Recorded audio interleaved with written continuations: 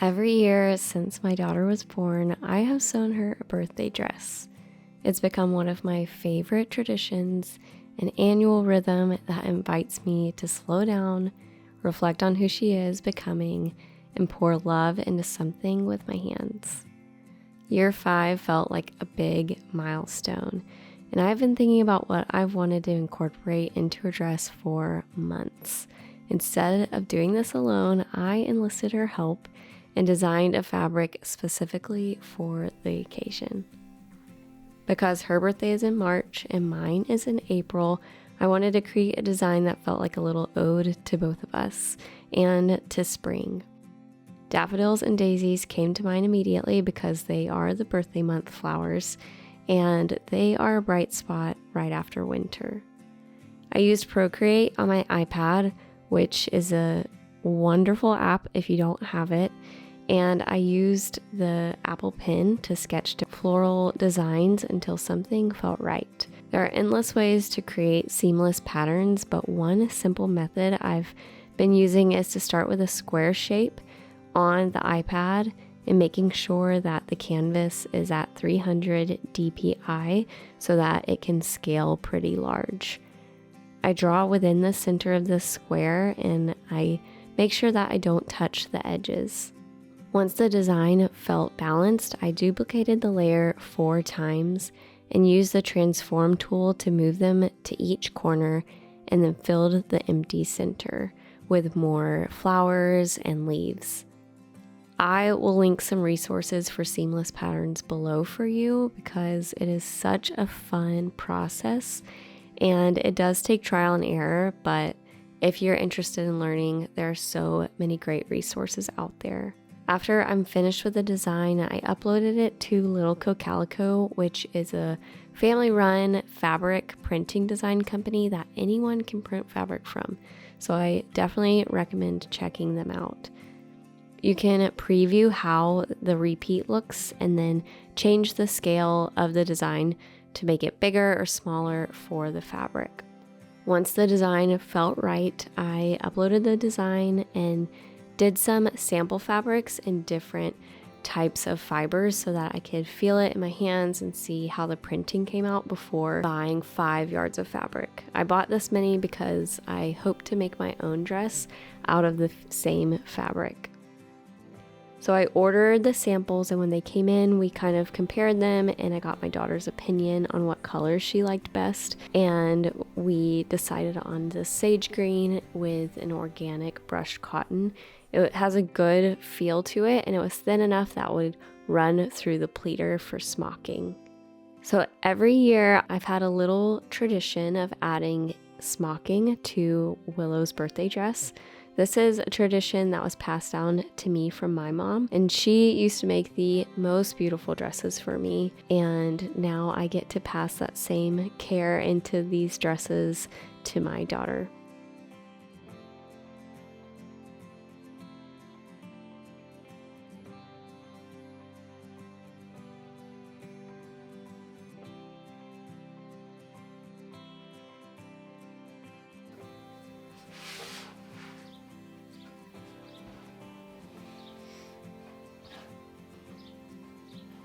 So English smocking is pleating the fabric in a very uniform way and then adding embroidered details on top, and this holds those little pleats together, and depending on the design you're doing, it'll add an elasticity to it, but if you're sewing it into a project, it will no longer have that elasticity to it if you're making it inset like I am for this project, but it creates a beautiful design and it is really special.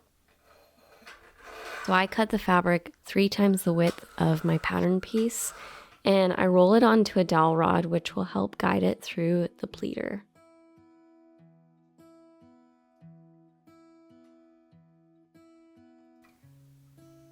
So my mom bought this pleater machine when I was young, and I have been using it for all of the past 5 years.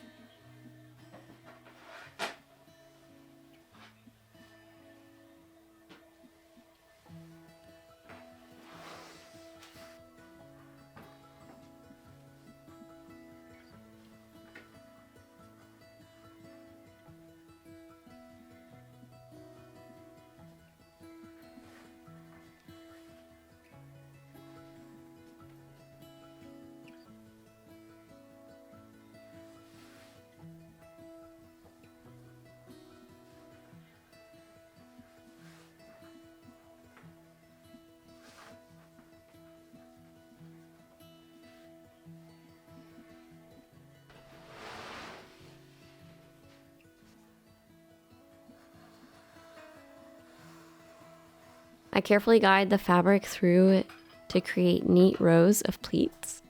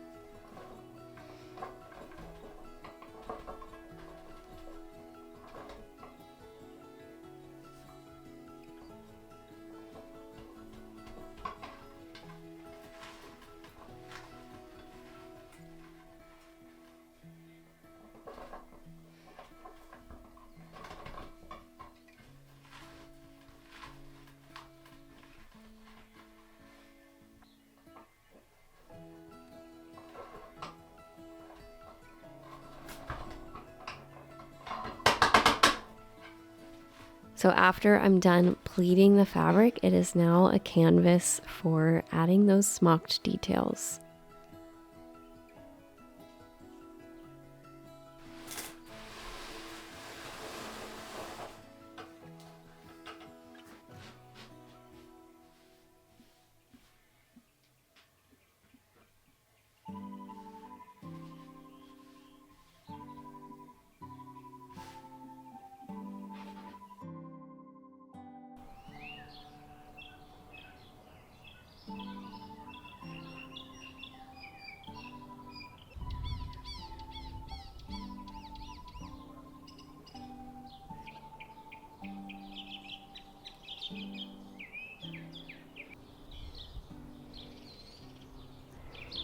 I used a cable stitch and a wave pattern to create my own pattern. I took some design ideas and instructions from these plates, which I also found with my mom's smocking stuff. It's a quiet work that is repetitive and soothing, and something that I think is so fun that you can just pick up in the evenings, on road trips, or right before bedtime.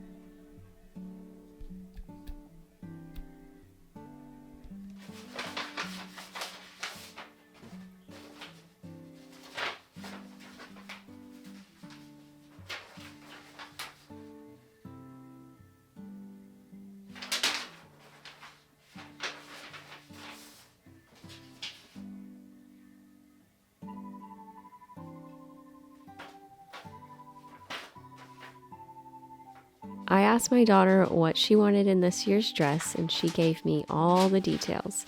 She wanted straps, front pockets, ruffles, smocking, and of course, it had to twirl. I loved her wish list and took it all to heart, and so I was looking through some patterns my mom had stashed away, and I found an old pattern that had everything that my daughter had mentioned, and it was classic and something that I wore as a kid as well. Mom had already had the pattern cut out in a size 5, so it felt like it was meant to be. This pattern is from Maggie's Classics, and it's from the 70s. The way that patterns were written back then are so different from today. They're way more pared down. A lot of the drawings are by hand. The instructions are typed and very simple. So it took a lot of just thinking through, and I kept wondering if I was missing anything, but as I followed the steps, I realized there was this quiet confidence in how it was written and the maker on the other end. And I think that might be because sewing was way more prevalent back then. So I think there was just this more common understanding of patterns and how things are constructed. And I am really encouraged by just looking around and seeing how many younger women are getting into sewing these days, and how we are creating new rhythms and passing these traditions down again to our children.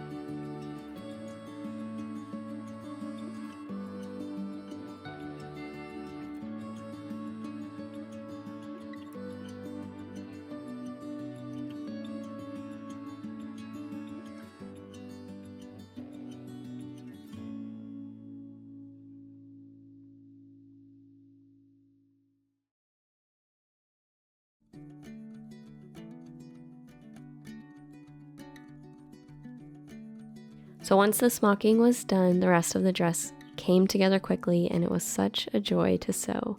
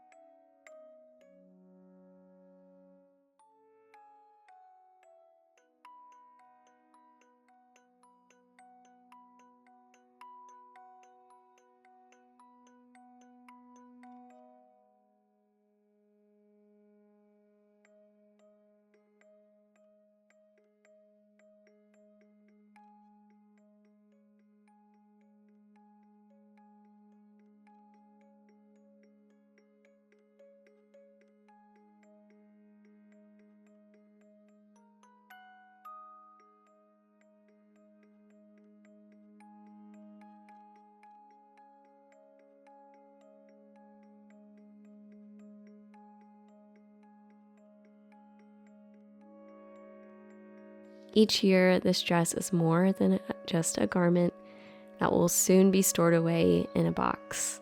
It's a reflection of the season we're in, what Willow loves, what I'm learning, and how we're growing together. It's a way of pausing just for a moment